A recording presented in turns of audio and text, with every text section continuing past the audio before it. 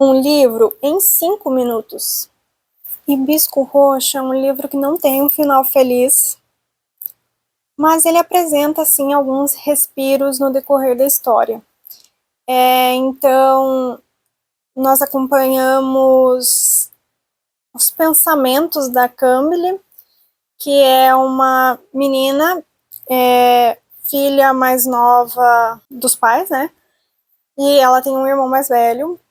A gente acompanha principalmente, assim, um período da adolescência, assim, dela.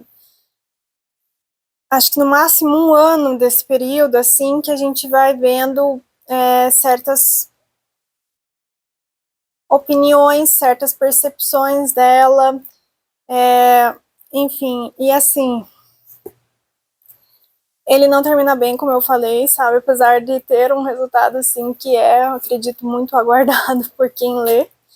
É um livro que ele tem momentos muito fortes, difíceis e, enfim, mas de maneira geral, assim, explicando, né, de maneira geral como que é o livro, é uma família nigeriana em que o pai, ele simplesmente absorveu profundamente tudo que colonizadores falavam sobre a religião católica.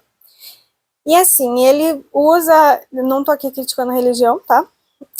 Ele usa muitas questões da religião numa perspectiva agressiva, sabe? Então, ele age, assim, num sentido punitivo para a esposa e para os filhos, como se ele estivesse preocupado com essas pessoas estarem cometendo pecados, mas ele não percebe a ironia do que ele está fazendo, sabe? E, enfim, então a gente tem essa percepção da Cambly que ela tem, que ela comenta, assim, e a gente vê principalmente a questão dela passar muito tempo querendo agradar esse pai e, tipo, ser a pessoa que fala o que ela quer falar, tipo, o que ele acredita que seja o certo ali naquele momento, e enfim.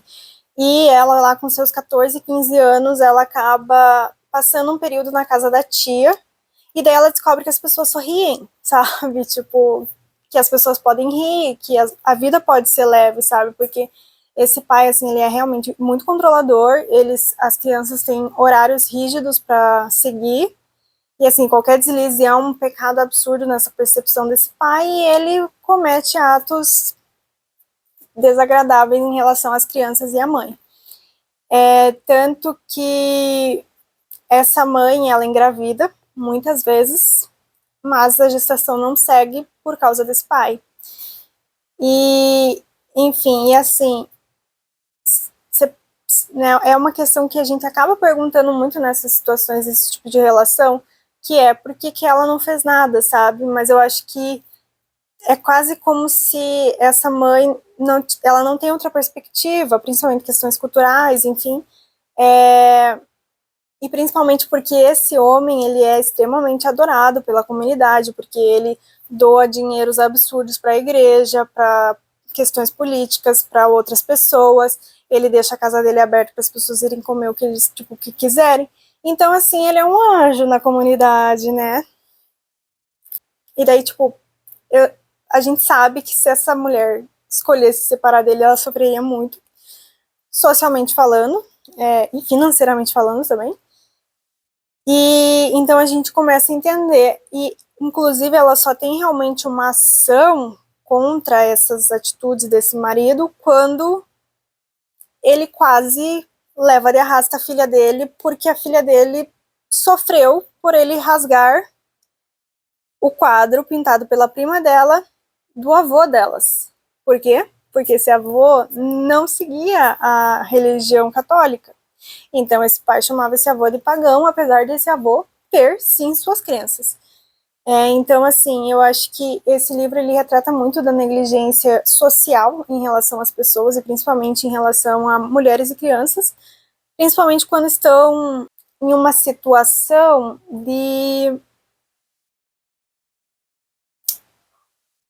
com um homem que é bem visto socialmente falando, sabe?